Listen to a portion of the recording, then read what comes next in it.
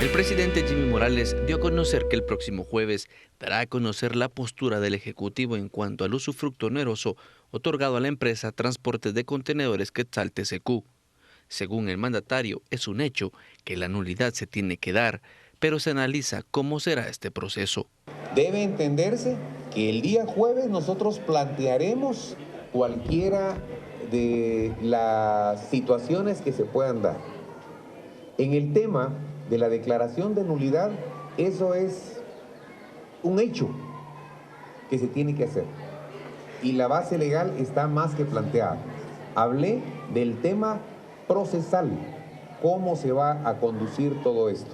Morales señaló que se analiza el tema de TCQ desde el punto de vista legal, político y económico y las implicaciones que esto pueda tener.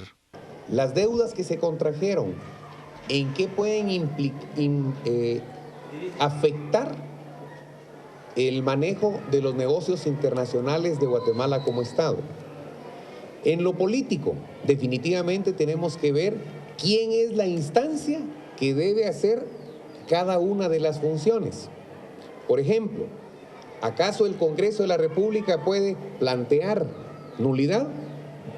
¿Acaso el presidente de la República puede plantear nulidad? ¿Quién debe ser? ¿Y de qué forma se debe hacer? Pero también hubo otras notas. Hoy la Procuradora General de la Nación, María Eugenia Villagrán de León, aseguró que está temerosa de su vida y por supuesto de su integridad, no solo física, sino también de su reputación, de su nombre, ante los grupos de interés a los cuales se está tocando al momento de plantear por parte del abogado del Estado, en este caso la Procuraduría General de la Nación, la nulidad del contrato con la terminal de contenedores Quetzal. La Procuradora General de la Nación, María Eugenia Villagrán, dio a conocer que ya solicitó al Ministerio de Gobernación medidas de seguridad, debido a que teme por su vida luego de presentar denuncias en el caso TCQ. El presidente Jimmy Morales señaló que sí se le puede brindar seguridad. Voy a consultar si efectivamente pidió ayuda al Ministerio de Gobernación y si necesita esa protección, con mucho gusto se la extenderemos, porque definitivamente estamos con el deseo de poder proteger a todas las personas de Guatemala y máxime en temas tan delicados como este. Las noticias nacionales fueron presentadas por Azúcar de Guatemala, unidos para alcanzar los 17 Objetivos de Desarrollo Sostenible. Azúcar de Guatemala es desarrollo para todos.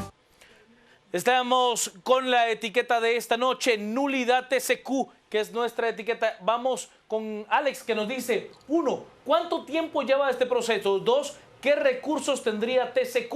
Y 3, ¿cuál es el mejor panorama para Guatemala? Son las cuestionantes que hace Alex, muy interesantes de cara a la nulidad de TCQ. Pero hay más implicaciones. Hoy también hubo audiencia en el caso TCQ. Allí habló el expresidente de la República, Fernando Pérez Molina, dijo que hay una persecución política que lo incluye a él, que incluye a su esposa, Rosa María Leal de Pérez, que incluye a sus hijos y que realmente todo lo que se está montando no tiene mayor sentido. Criticó a la CICIG, dijo que no tendría por qué estar proponiendo nada en materia de reformas a la Constitución Política de la República.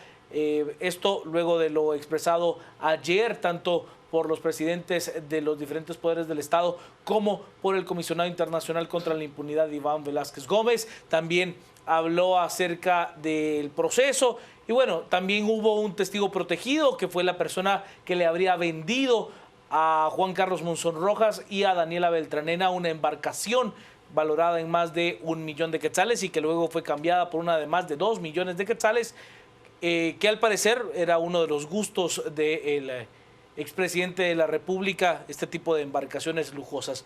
Ha sido en buena medida lo que ha sucedido hoy. Creo que lo más importante es que el presidente de la República, Jimmy Morales, dice sí vamos a ir con la nulidad, aunque estamos analizando el cómo vamos a ir con la nulidad. Ana Lucía Mazariegos, buenas noches. Solo saludo al licenciado Edgar Ortiz y le doy la palabra. Buenas noches, Juan Carlos, Edgar y a todos los que nos acompañan en esta ocasión en A las 10 p.m. Un gusto poder compartir con ustedes en esta ocasión sobre un tema que nos ha tenido a todos atentos y que ha generado muchísima polémica por el descaro que ha venido generando. Desde el momento en el que se habla de un soborno de 30 millones de dólares, estamos hablando de algo que nunca antes se había visto en la historia de Guatemala y que es el caso de corrupción, sin duda alguna, más grande que hayamos visto y que esperamos sea el último que pase en nuestro país. Para poner un poco en contexto lo que ha venido pasando en este último día, se da una fase más de la audiencia de primera declaración en el caso TCQ y el Ministerio Público, junto con la CICIG, presenta también otros elementos, otros personajes que se añaden a este tablero político, que añaden cada vez más picante a lo que ha venido sucediendo y a lo que los guatemaltecos nos vamos enterando y nos hace indignarnos aún más de lo que sucedió en este gobierno de mafia de los últimos 4 años del Partido Patriota. Lo que se dice en este día es empezar a brindar un tanto más detalles con respecto a la forma en la que este soborno podía empezarse a repartir, fechas, personajes que aparecen y también muchos señalamientos en contra de otros personajes del área política guatemalteca que son igual de relevantes o quizás aún más y que tienen mucho que ver también con la viabilidad de lo que este contrato de usufructo, por así decirlo, empieza a tener viabilidad en ese entonces. Hoy Juan Carlos Monzón menciona a los dos ex procuradores generales de la Nación, tanto a Robles como a también al Vladimir Aguilar, actual magistrado de la Corte Suprema de Justicia y que tuvo además muchísimos señalamientos en su momento a los cuales no se le hizo ninguna clase de caso y es por ello que está en ese mismo lugar. Y adicional a ello, menciona también a la Contralora General de Cuentas, quien tuvo mucho que ver.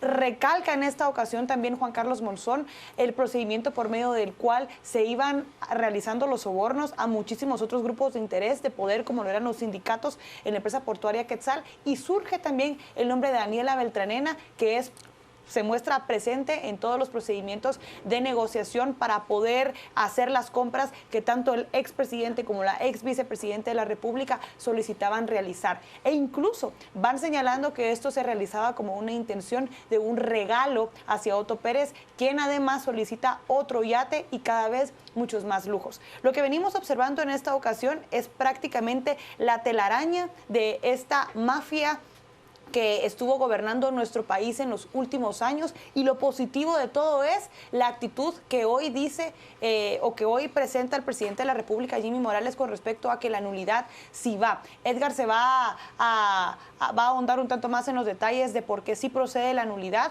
o cuál podría ser la línea legal que debería de tomar el presidente de la República, pero lo cierto es que en este momento hay que ponerle atención también a cuáles son los demás personajes que corren riesgo en este día por haberse mostrado valientes en su momento al oponerse a este contrato, respaldar un tanto y analizar más la denuncia que hacen los diputados de Encuentro por Guatemala, hoy presentada por la diputada Ninette Montenegro, bien en contra de los ex. Que no es nueva, ¿eh? Que no es nueva. Es una denuncia de hace más de 3 años. Así es. Porque ellos lo presentan desde su momento cuando se empieza a gestionar todo eso y surge ya esta famosa fecha entre Semana Santa cuando finalmente se pasa todo este tema con el fin de poder aprovechar la baja guardia que periodistas y opinión pública pudieran haber tenido en ese momento. Hay que estar muy vigilantes hasta el momento, apoyar también estas gestiones, darle más apoyo hacia el Ejecutivo para que pueda tener mucha más fuerza y todo el capital político para poder movilizar esta acción de nulidad en contra de un contrato que a todas luces esconde otras figuras legales, que se hizo muy lejos del marco de ley y que además ha venido a afectarnos a todos los guatemaltecos en cuanto a la credibilidad de la clase política, en los ingresos que se pudieron tener y más allá de todo eso, en la confianza que puedan tener más inversionistas extranjeros de venir a nuestros países, depositar su capital, su confianza y ver a Guatemala como un lugar para la inversión. Ese es realmente lo que ahora nos afecta y es una de las razones por las cuales muchos de los inversionistas extranjeros están girando sus ojos hacia Costa Rica o hacia Nicaragua y no hacia Guatemala, cuando deberíamos de ser nosotros el lugar en donde se desarrollen muchísimas otras oportunidades que lleven a Guatemala a la prosperidad. Yo entiendo lo que plantea Ana Lucía, aunque también reivindico ese nivel de calidad de inversión extranjera. Yo entiendo que es necesaria esa calidad extranjera. Por supuesto, hablamos de inversiones que sean correctas. No, por supuesto, a eso iba, ¿no? Pero cuando usted tiene a un inversor extranjero que tiene otro tipo de acciones empresariales en otros países y viene y entiende que es el modelo de estos gobiernos poco institucionales que se pueden tener en la región y viene con la disposición de tener $30 millones en sobornos, es porque usted entiende de que la persona no va a hacer un negocio legítimo. Así o sea, es muy claro. O sea, usted no puede...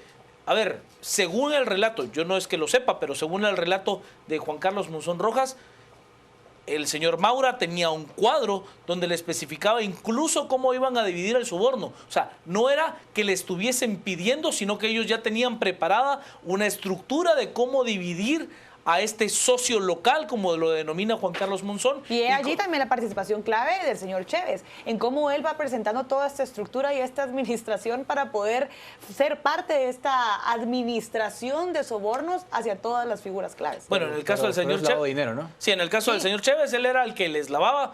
A ver, según el relato, vuelvo a citar a Juan Carlos Monzón, dice que tenía una cartera de servicios financieros que podía trasladar dólares a quetzales, cheques a efectivo, efectivo a lingotes de oro, o sea, a todo lo que fuese necesario para poder movilizar el dinero y poderlo ir lavando de a poco. Vamos ahora a nuestra aplicación de WhatsApp. Tenemos una serie de mensajes con el 42691824. Nos dicen a través del mismo: ojalá que ahora sí Jimmy actúe de acuerdo a lo que dice y por favor a Otto Pérez Molina ya no lo dejen hablar. Creo que sus abogados van a usar algún alegato acerca de su estabilidad mental. Yo no creo que vayan a ir por ese lado, pero de todo se puede esperar. Juan Fajardo, si se hallan culpables, ¿cuántos años les darían a los exfuncionarios? Hay que recordar que no es el único caso. En el caso, por ejemplo, de Otto Fernando Pérez Molina y de Roxana Valdetti, Otto Pérez Molina tiene implicaciones en el caso de la línea y tiene implicaciones en el caso de TCQ. Y en el caso de Roxana Valdetti, además tiene todavía el caso del agua de Matitlán. Al momento de anular el contrato de TCQ, ¿en qué afectaría este momento Guatemala en la economía? Hay que entender que no ha entrado en funcionamiento TCQ. O sea, TCQ ya está lista para operar, pero no ha entrado a funcionar. No, sí. Buenas noches, Guatemala está de luto, nos dicen. Otto Pérez Molina, sus declaraciones provocan indignación, basta ya. Está clara su participación en hechos ilícitos. Si es lesivo el contrato de TCQ, que se respete la ley. A los empleados públicos como las instituciones que representan serán responsables por el pueblo, respaldadas por el pueblo, es lo que nos dicen. Con nulidad TCQ no se puede confiar en estas lacras, se debe de anular ese contrato. Ya no tienen vergüenza Otto Pérez y Valdetti, pero ojo con el banco donde ellos lavaron el dinero, que se jactan de tener más agencias en todo el país. Bueno, hay varias implicaciones en materia del sistema bancario. Se habla de que habían intermediarios que estaban utilizando el sistema bancario nacional para poder movilizar ese dinero. Habrá que tener mucho cautela en cuanto a eso para poder determinar qué bancos realmente están involucrados y en qué medida. Licenciado Edgar René Ortiz, buenas noches. Juan Carlos, buenas noches, Ana Lucía. Qué bueno compartir contigo otra vez en el set, porque no... Hace rato, Hace mucho que no estábamos juntos, así es. Sí. Bueno, ya que Ana Lucía contextualizó el tema coyuntural, yo voy a hacer algunos apuntes en materia legal, porque el tema sin duda ofrece una serie de interrogantes legales, sobre todo para aquellos quienes no ejercen no han estudiado derecho, no son abogados, porque lógicamente es un menjurje de conceptos que quizás sea difícil de entender, así que voy a tratar de sintetizar en esta primera intervención cuál es el problema, ponerlo en contexto y luego, si quieren, vamos ahondando en los detalles. Lo que ocurre acá es lo siguiente: el entonces gobierno de Guatemala de Otto Pérez Molina interviene primero la portuaria y durante la intervención de la portuaria otorgan este contrato con todos los pormenores que Ana Lucía comentó en su intervención de corrupción. Pero antes de entrar a la corrupción, lo que quiero aclarar es: el gobierno de Guatemala otorga un contrato a una empresa española para la construcción de una área de atraque y un área de manejo de contenedores y tal, dentro de la portuaria para operarla durante 25 años. Ese fue el trato. ¿Qué figura legal usaron? Pues usaron una figura legal que se llama usufructo, que en realidad vamos a decir por qué es un poco cuestionable.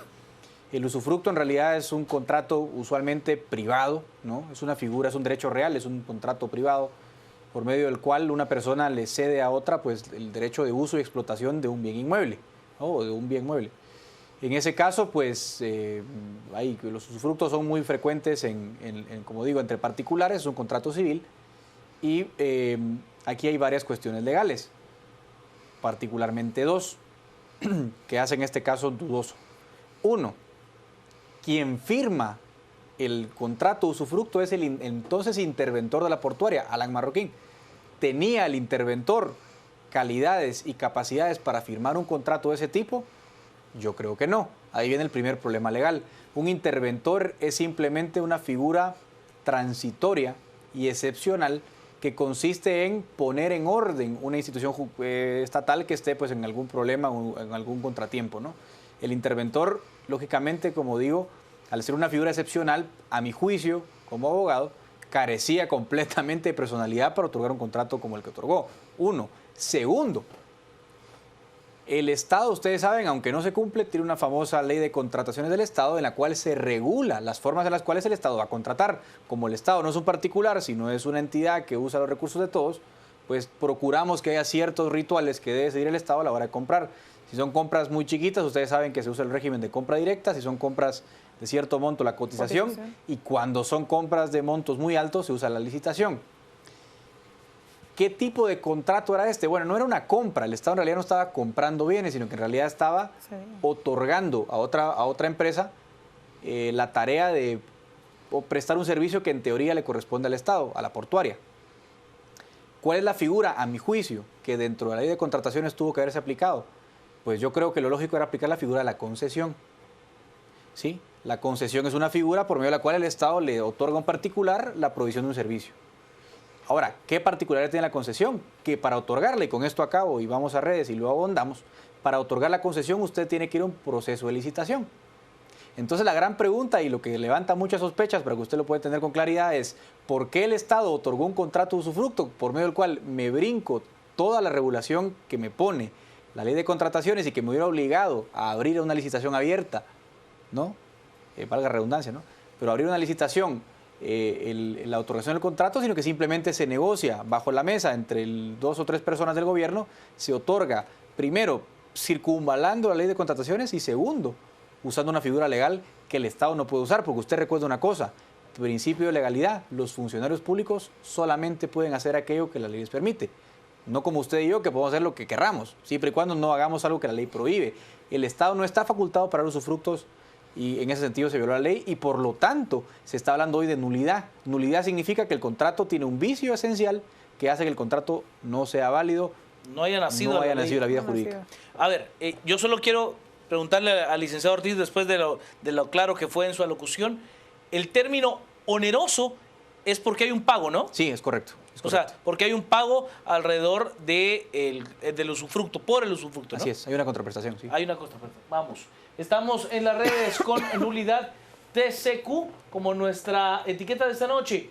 Importante revisar todas las condiciones onerosas de la portuaria. Ana María nos dice, si desde el inicio todo fue ilegal, la nulidad debe de darse de inmediato.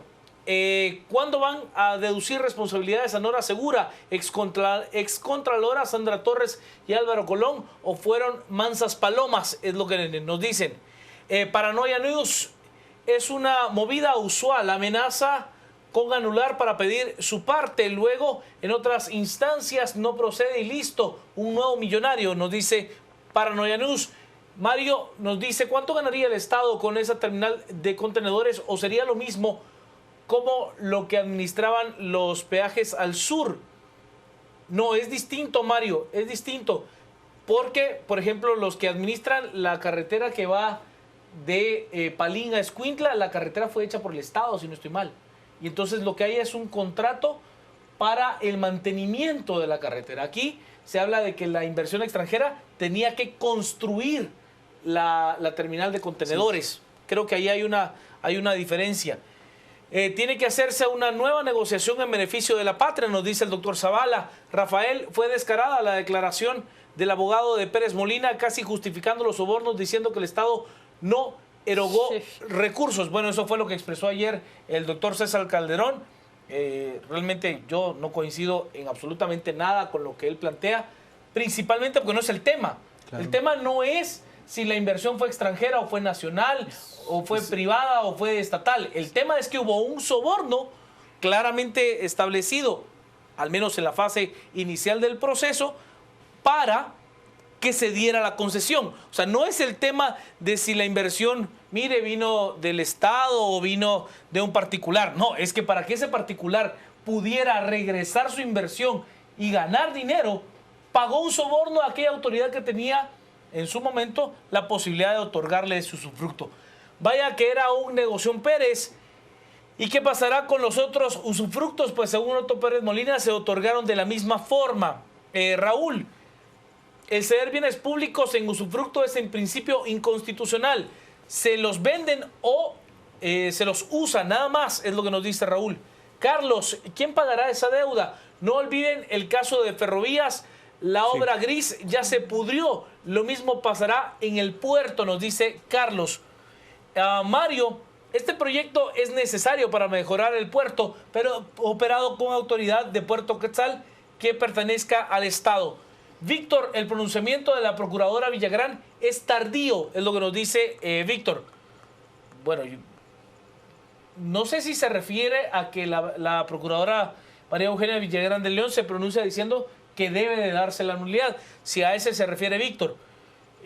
La declaración que le dábamos es que ella dice temer por su vida porque hay intereses económicos importantes que estarían atentando en contra de su integridad física. Ese me parece un tema serio también, ¿eh? Otto Pérez Molina dijo que los sobornos no eran dinero del pueblo. Bueno, de esas he escuchado varias.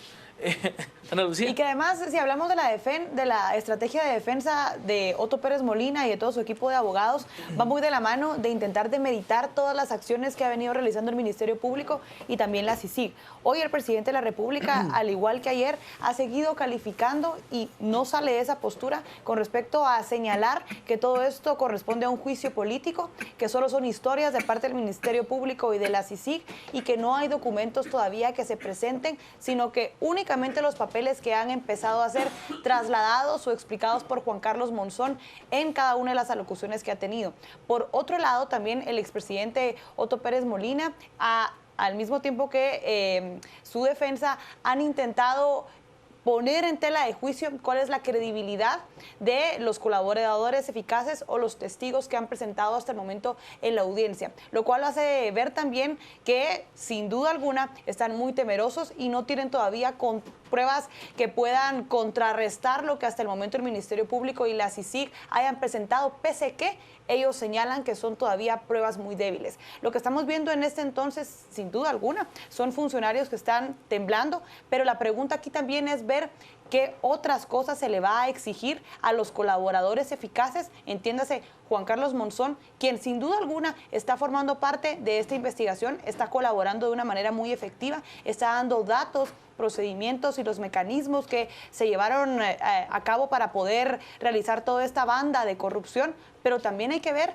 qué responsabilidades se le van a exigir a él con respecto a la devolución de todas las cantidades de dinero que él ha empezado a mencionar que recibió a raíz de los procesos de soborno.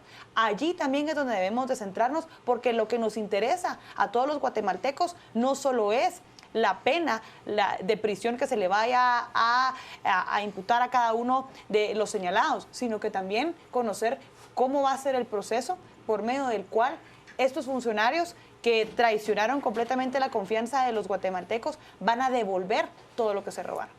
Hay que ser bien claros en ese sentido, Ana Lucía, ¿no? No esperemos que haya una sentencia condenatoria a la brevedad.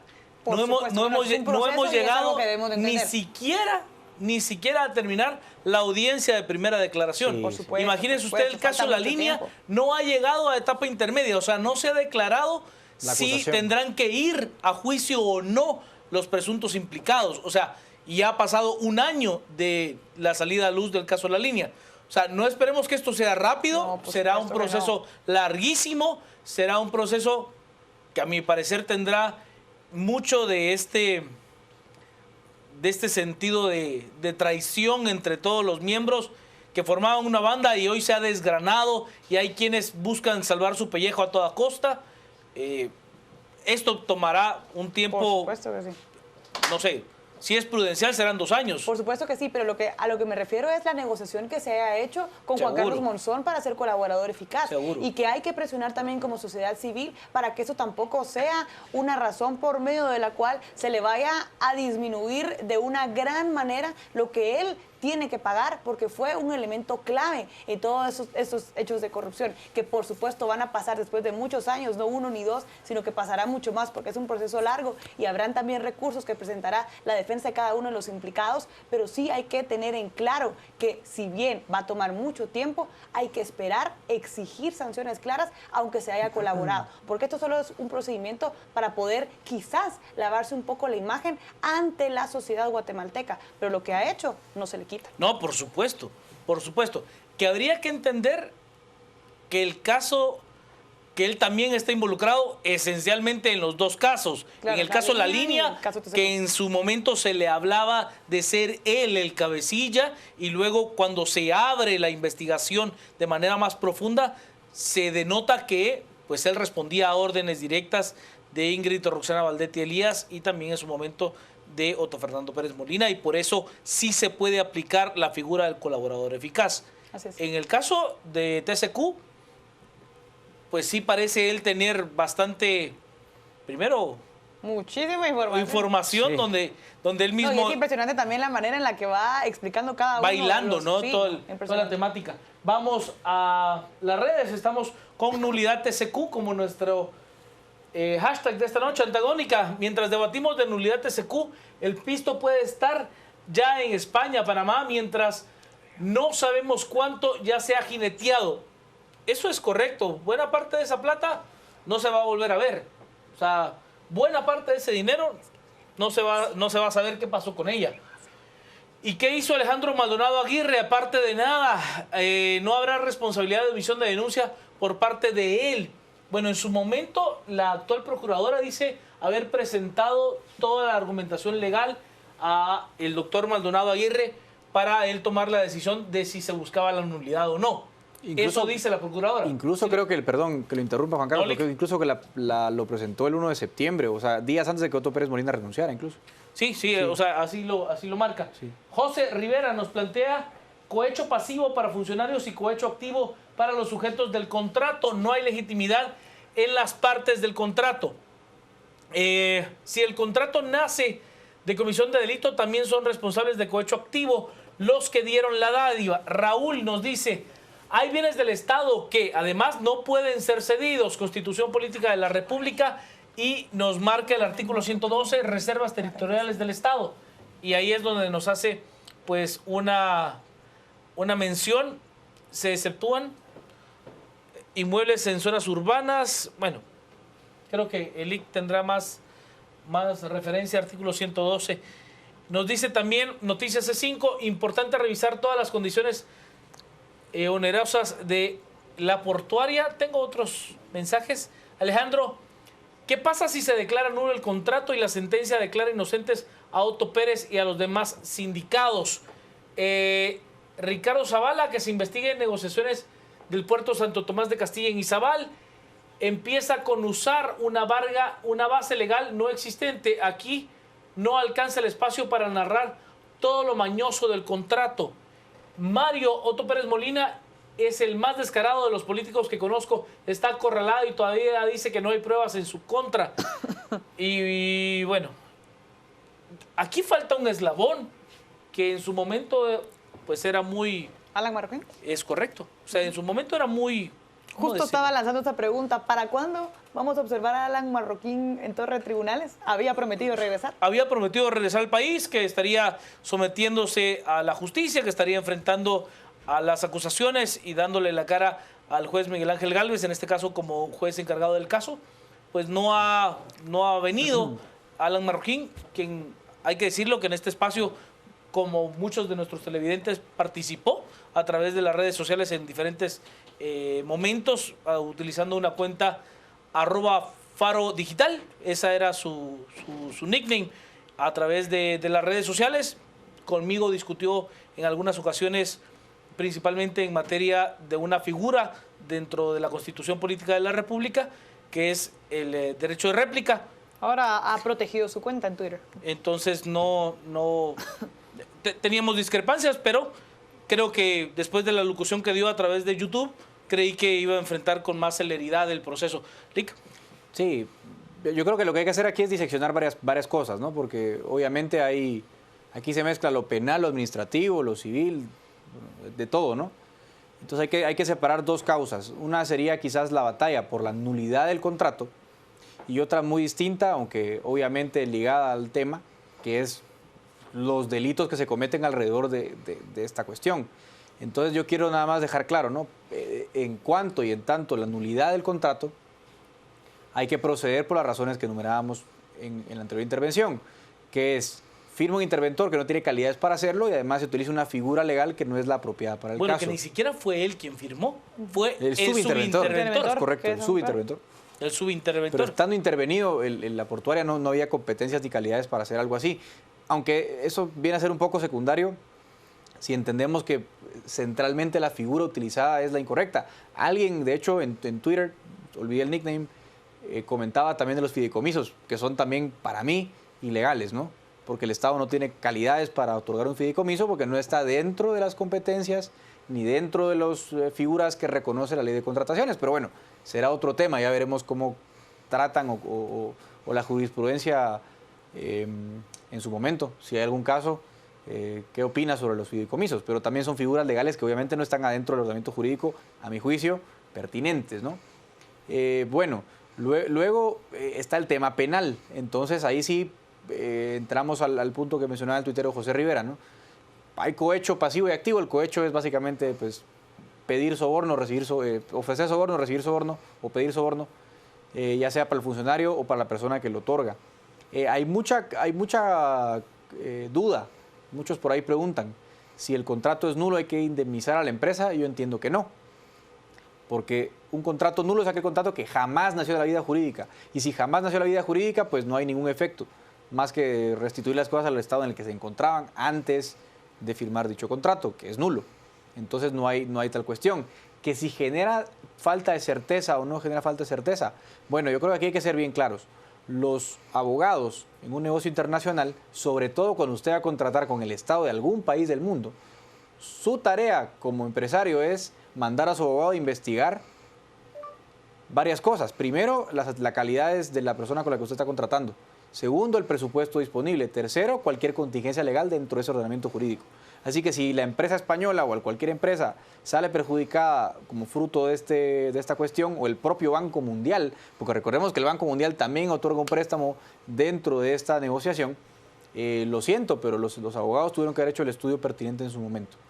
Y lo último, que es para mí la parte más incendiaria, delicada y sobre la cual honestamente yo no tengo un criterio jurídico definido porque hay que estudiarlo con más detenimiento, es la eventual responsabilidad de todas aquellas personas que omiten en su momento, primero, declarar lesivo el contrato, en el caso de pues, los ministros que en su momento formaban el gabinete Otto Pérez Molina, porque la lesividad debe ser declarada en Consejo de Ministros. Ahí hay una bonita discusión legal, si en ese caso pues, la omisión en cuanto al reconocimiento de la lesividad de este contrato constituye o no delito. Yo creo que el delito que cabe ahí es incumplimiento de deberes. Y segundo, pues por los anteriores procuradores de la Nación, que tampoco, bueno, digamos que actuaron con impericia al reconocer la validez de dicho dictamen legal. Esos temas yo la verdad no creo que sean tan fáciles de analizar, pero sin duda hay una gran incertidumbre respecto de la eventual responsabilidad penal de todas las personas que yo menciono, ¿no? Lo que sí queda difícil de analizar en el caso de los procuradores principalmente es el papel que hoy desempeña pues el exprocurador, el doctor Vladimir Aguilar, siendo él hoy miembro de la Corte Suprema de Justicia, ¿no? Creo que ahí hay un valor importante, tomando en cuenta de que la Suprema es ese ente de alta honra de la que se debería de tener para los juristas. Vamos al 4269-1824 a través de WhatsApp. Nos dice, ¿ya no tienen vergüenza? Ok, ya lo leí hace un momento. ¿Y qué pasa si declaran nulo el contrato? Esperemos que el peso de la ley esta vez sí caiga sobre estos dos sinvergüenzas. De no ser así, se presiente un fuerte levantamiento del pueblo. Nos dice, el interventor de Puerto Quetzal tenía o actuó con personalidad o personería en el caso de TCQ. Habría que entender que ni siquiera firmó él. Según el relato, nuevamente lo cito, de Juan Carlos Monzón, viajaba intencionalmente cuando había que firmar algún tipo de documentos relacionados a este caso, según el relato de Monzón. O sea, no es que yo le esté dando validez al relato de Monzón, simple y sencillamente es la información con la que se cuenta. Nos dice también, la inversión sana se debe de dar más por lo que se está descubriendo y eso da confianza a futuro. Irse a Nicaragua es entrar en componendas con el dictador Daniel Ortega, que está en todos los malos negocios, y allí se irán los inversionistas que solo les interesa ganar anómalamente como lo han hecho aquí, es lo que nos dice. ¿Por qué Otto Pérez Molina sigue diciendo que es inocente? ¿Será una forma de mostrar su impotencia porque sabe perfectamente que es culpable? Es lo que nos dice. Bueno, yo creo que en ese sentido cualquiera que estuviera en su lugar, pues diría, mire, yo era el presidente de la nación, no tendría por qué involucrarme en un caso de estos, y trataría de decirme, yo soy inocente de lo que se me acusa, yo tenía otro tipo de responsabilidades que cumplir más allá de este contrato en particular, ¿no? Estos casos de corrupción ponen en evidencia una vez más el debate que debe de iniciarse públicamente con respecto a la forma en la que se eligen los magistrados en las diferentes cortes que son tan importantes para la justicia de nuestro país, y que si en este caso no se analiza o no se procede con un procedimiento, valga la redundancia, en contra del señor Aguilar, ex Procurador General de la Nación y actual magistrado de la Corte Suprema de Justicia, cualquiera de las decisiones que podrían ser apeladas más adelante van a verse viciadas, alteradas o en algún caso ver la presencia de ciertas injerencias que tengan que ver en la decisión final que se vaya tomando. Ahora, de una manera paralela, porque hay que ver esto en una visión un tanto más global con respecto a saber que sí, si bien estamos hablando de casos diferentes y que todos se van relacionando en el tema de corrupción con casi que los mismos actores, sí hay que entender también cuáles son los procesos que se deben de iniciar legales, algunos de antejuicios en contra de muchos funcionarios que ahora están ejerciendo en el gobierno actual o que ya no están, pero que de igual manera se le deben de deducir muchas responsabilidades que tienen que ver con lo que ahora se está empezando a dar a relucir. Y uno de ellos es el tema del actual magistrado de la Corte Suprema de Justicia. Pone en evidencia una vez más por qué la forma en la que se ha venido eligiendo por medio de las comisiones de postulación a los magistrados no es la manera correcta, no es la más ideal, y ha demostrado cómo la politización de estos procesos hace que tengamos esta clase de personajes en las cortes, en áreas sumamente importantes para la toma de decisión, y que además forman parte o es uno de los elementos más importantes del sistema de Estado de Derecho que debería de imperar en nuestro país.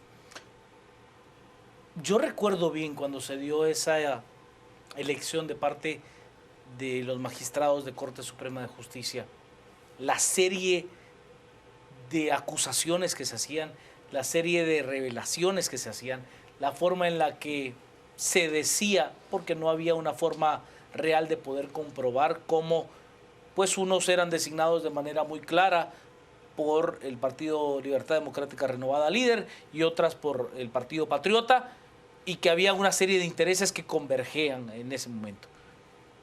Lo que pasa es que si usted tiene hoy la noción de qué es lo que está pasando y la serie de elementos que han salido a luz, pues las piezas parecen encajar. Claro. O sea, al menos, como dice... Que revela todo como dice el licenciado Ortiz en muchas de sus alocuciones, en la evidencia empírica, nos dice de esta forma. Vamos a ir a nuestra aplicación de Twitter para poder tener relación de qué es lo que estamos comentando con nuestra etiqueta de esta noche, Nulidad TCQ. JP nos dice, así es, ojalá Nulidad TCQ ponga en la mira los abusos de los fideicomisos municipales y demás similares. José Rivera nos dice, es nulo, no nace a la vida, aunque tenga efectos jurídicos, anulable que puede ser subsanado por haber comisión de delito, igual nulo, es lo que nos dice José Rivera. Yo le pediría antes de irnos a la pausa a Lic Ortiz, hay varias personas que nos siguen preguntando por qué es que podría ser declarado nulo. Creo que si hacemos un tema muy concreto para poder dejar en claro cuál es el tema, ¿no? Mario nos dice, un contrato que desde un inicio fue ilegal debe de anularse sin tanto reparo. Mario Aceituno, no podrán colaborar los gringos mandándonos enchachado Alan Marroquín, o hay que hacer varias gestiones, se oye Gobernación. Bueno, la gestión ya se hizo, que es solicitar la orden de captura de carácter internacional y alertar incluso a la Policía Internacional, al Interpol. ¿Y qué tal con Álvaro Colón? Él también debe de ser investigado por esos contratos, es una mafia. ¿A qué procede? Nos dice Simón, los tributarios no estamos para pagar indemnización en caso se declare lesivo, como pidió Roberto Villate. Es que aquí no se estaría declarando lesivo, sí, se estaría declarando nulo. ¿Podrán organismos internacionales dar dinero con propiedades fuera del país? Bueno, en su momento el representante del Banco Mundial en nuestro país lo que dijo era que se criticaba la forma, más no que hubiese un hecho de corrupción que surgió 3 años después, la acusación. ¿Por qué Juan Carlos Menzón no menciona a sus jefes con nombre y apellido? Solo dice jefa y jefe. Puede ser la salida para la defensa. No, Luis, en muchos de los casos sí lo dice con toda claridad. Le dice la señora vicepresidenta, el señor presidente. Es más, llega un momento en el que asegura que, por ejemplo, en lo subsiguiente estará llamando al representante de TCQ como el peludo, pero menciona su nombre y hace una descripción de él. Más que declarar nulidad TCQ, hay que identificar cómo, dónde y quién tiene el dinero actualmente. Alejandro, ¿qué pasa si se declara nulo el contrato y se sentencia? O ya lo leíamos. Lic, lo escucho. Yo solamente aclaro, ya que me hizo una pregunta y estamos un poco tarde para ir al corte. ¿La nulidad qué es? La nulidad es simplemente una figura jurídica que te dice, mira, cuando en un contrato hace falta o está viciado algunos requisitos esenciales para que exista el contrato, ese contrato no existe. Así de. Hay 3 razones. Que el consentimiento está viciado, es decir, que lo aceptaste por coacción, por amenaza, por error. 2, que no tengas capacidad para contratar, que es el caso que estamos viendo, es decir, las partes que contratan, en este caso, por ejemplo, el subinterventor no tenía calidades para hacerlo. O la tercera opción es que el objeto del contrato no es lícito. Es decir, que el contenido a lo que se están obligando las partes no es permitido por la ley. Por ejemplo, si yo hago un contrato de compraventa de marihuana, eso es ilegal porque la marihuana no se puede vender legalmente. Un contrato de compraventa de marihuana es ilegal porque el objeto no es permitido. En este caso tampoco, el objeto es lícito porque no se puede dar en usufructo un bien del Estado, en esas condiciones por lo menos, sino que hay otras figuras jurídicas que aplican al caso concreto. Entonces, por esas razones se puede declarar nulo. 10:48, tenemos que ir a la pausa. Estamos con Nulidad TCQ como nuestro hashtag de esta noche. Quédese con nosotros a las 10 p.m. Este segmento fue cortesía de Curvodegua, los techos curvos de Guatemala.